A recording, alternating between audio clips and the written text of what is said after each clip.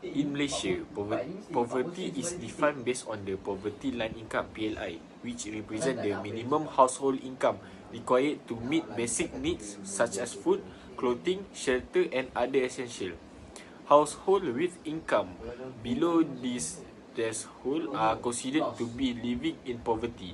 The government periodically revised to the PLI to reflect change in the cost of living, with the latest update in 2020 setting the PLI at RM2,208 per month for a household. Poverty in Malaysia can be categorized into absolute poverty, relative poverty and hardcore poverty. Absolute poverty refers to household that earns below the PLI, meaning they cannot afford basic necessities to sustain a minimum standard of living. Relative poverty refers to household with income significantly lower than national median, resulting in a limited access to opportunities and resources. Hardcore poverty is defined as households earning less than half of the PLI, indicating severe deprivation. In addition to income-based on measurements, Malaysia also used the Multidimensional Poverty Index (MPI) to assess poverty level, which takes into account factors such as education, health and living standards. So now we're going to look at economic growth and poverty in Malaysia. First and foremost, Malaysia's GDP has grown by 5.9% from previous rate, which is 4.2%. One of the reasons of this improvement is increase in domestic demand and export activity. Other than that, investment activities of progress in multi-year projects is also one of the reasons that helps Malaysia's GDP keep growing. Last but not least, most supply sectors that experience growth with the manufacturing sector, particularly in electrical and electronics, is also the factor of Malaysia's GDP growth. Next is we take a look at poverty rate. There are three types of poverty, which is absolute poverty, hardcore poverty and relative poverty. Statistics shows that there are 6.2 who live under this absolute poverty. It is an improvement compared to 8.4% in 2020. The reason is recovery measures and support from the government. For hardcore poverty, it means a household who live below the minimum income to afford basic necessities. There is an improvement from 1% in 2020 to 0.2% in 2024. Lastly, relative poverty rate is a reflection of income inequality rather than absolute deprivation. There is a 60.6% household who falls under this category. Malaysia has made significant effort to reduce poverty through various national development plans. These 5-year Malaysia plans focus on reducing inequality and eradicating hardcore poverty by 2025. This plan introduced target assistance program, entrepreneurship support and job creation initiative, while also emphasizing the multidimensional poverty index to address poverty holistically. Another key initiative is the ECO261 program, a national database that identify and support poor households through financial aid, skill training and entrepreneurship support. Lastly is a microfinance initiative such as Amanah Ikhtiar Malaysia (AIM) and Tekun Nasional provide small loan to low-income individuals. This program empower people to start small business and achieve self-employment, fostering sustainable growth. Together, these strategies are paving the way for a more inclusive and equitable Malaysia. So now we are going to look at the definition of microfinance. So microfinance is the practice of providing small-scale financial services such as loans, saving accounts, and insurance to individuals or small business owners that typically cannot access traditional banking services. It is designed to help low-income people improve their living conditions, to start or grow their businesses. This is also to manage daily financial needs and ultimately promoting financial independence and reducing poverty. So now, what are the government policies that are related to microfinance? So the first one is regulatory reform. This focuses on ensuring the financial system remains safe and stable while making it easier for microfinance institutions to provide loans without strict financial supervision. Secondly, to eliminate unfair competition. This is to ensure transparency and reinforcing market mechanism by providing for specific line item, budgetary disclosure and annual reporting for all government microfinance activities. And the last one is to improve the business environment. This is to create conditions conducive to commercialization. So, what are the role of microfinance in achieving Millennium Development Goals? There are three, and the first one is to eradicate extreme poverty and hunger. By providing small loans and financial services, microfinance helps individuals start or expand businesses. This can increase income and reduce poverty levels. Secondly, that it can increase and it can achieve universal primary education. Increased income through microfinance enables families to invest in their children's education by covering tuition fees and school-related expenses. And lastly, to ensure environmental sustainability, microfinance supports sustainable practices by funding eco-friendly businesses and promoting the adoption of green technologies. Microfinance play a crucial role in achieving the Millennium Development Goal, which is called MDGs, by addressing poverty and promoting sustainable development. First, they help eradicate extreme poverty and hunger by providing financial services such as small loan and saving to low-income individuals. This enables them to start business, improve their income, and enhance food security. Second, microfinance promote gender equality and empowers women. Many programs focus on women, giving them economic independence and greater decision-making power within their household and communities. Lastly, microfinance support universal primary education by helping families increase their income, allowing them to afford school fees and material for their children. Through this strategy, microfinance serves as a powerful tool in building a more equitable and sustainable world. Move on to the innovations and challenges in microfinance institution. Let's start with innovation.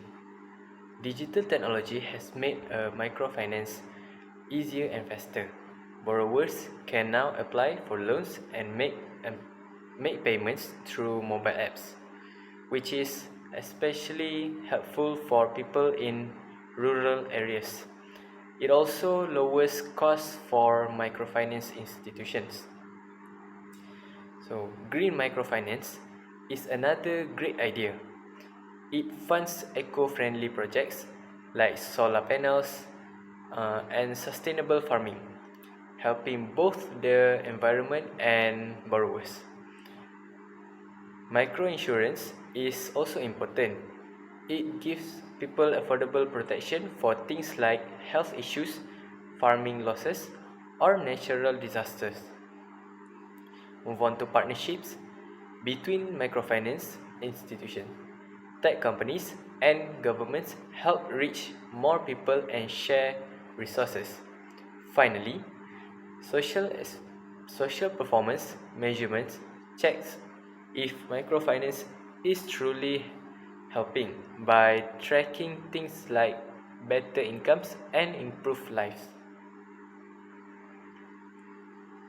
Now let's look at the challenges. High costs. High costs make it hard for institutions to survive rural areas. Strict rules also limit what they can do. Many borrowers don't have enough financial knowledge, which can lead to loan repayment problems or over borrowing, and on top of that, loan defaults are also a big risk. Thank you. Now for the review of newspaper in microfinancing. The iTechCard microfinancing program was launched on 27 March 2020 under the Prihatin Economic Stimulus Package to assist B40 micro entrepreneurs and Asnaf who lost income due to COVID-19.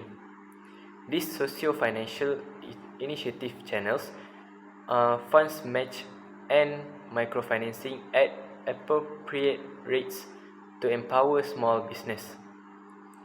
In its first phase, Bank Islam, the Federal Territories Islamic Religious Council, and SME Corp Malaysia collaborated to provide training in entrepreneurship, financial management, and business support, helping participants rebuild and grow their livelihoods.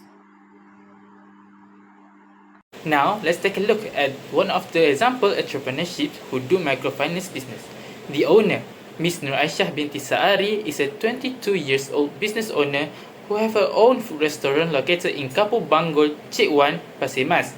Her highest education level is Sijil Pelajaran Malaysia (SPM). She has joined a few skills courses provided by ECO261, such as making confectionery, and also able to edit a video using applications like CapCut. Other than owning a food restaurant, she also selling cakes and donuts, also providing makeup service for an event such as wedding events. Before doing her own business, she used to work in a restaurant. The business that she owns is a food restaurant that is located in Kampung Banggul Cik Wan, Pasir Mas. It is a sole proprietorship by Ms. Nur Aisyah. This business can help Ms. Nur Aisyah to generate income of RM100 only.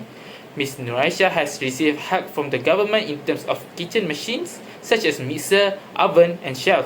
This help from the government are able to help Ms. Nur Aisyah to generate approximately RM300 per day.